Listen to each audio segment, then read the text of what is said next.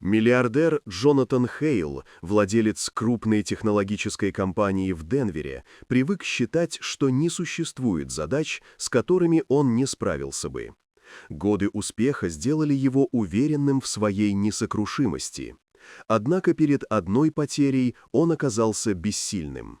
После смерти жены его 7-летняя дочь София перестала говорить, словно весь ее мир замкнулся в абсолютной тишине.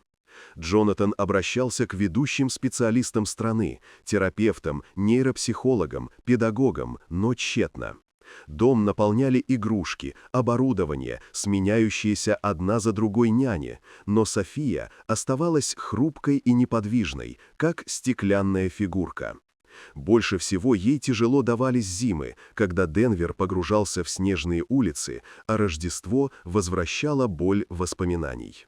В преддверии праздников Джонатан почти смирился с мыслью отменить торжества, но в его жизнь вошла новая няня, Келли, спокойная и внимательная девушка, не пытавшаяся разрушить защитные стены ребенка.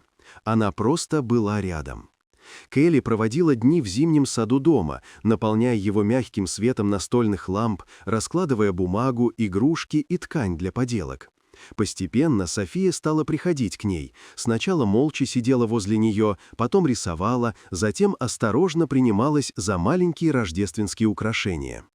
В рождественский вечер Келли принесла коробку с материалами, предлагая сделать ангела – символ тихого чуда. София неожиданно проявила интерес, впервые за долгое время потянулась к чему-то новой рукой. Они долго сидели на пушистом ковре, создавая крылья и золотистую корону для фигурки. В этот момент Джонатан, наблюдая из-за двери, почувствовал, как в нем начинает оживать давно потерянная надежда. Когда вечер опустился на Денвер, в доме зажглись огни, и новая игрушка заняла место на верхушке ели. Ночь была наполнена тишиной, но она уже не казалась пугающей, она была другой, теплой. И когда за окнами пошел снег, София подошла к Келли, прижалась к ней, словно признавая ее частью своего доверия. А под утро Джонатан впервые услышал дрожащий шепот дочери.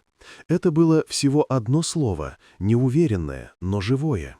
Оно прозвучало как самое важное рождественское чудо в его жизни. В этот момент он понял, Келли вернула в их дом то, что не смогли вернуть специалисты, технологии и деньги. Она принесла тепло, которое София наконец смогла услышать.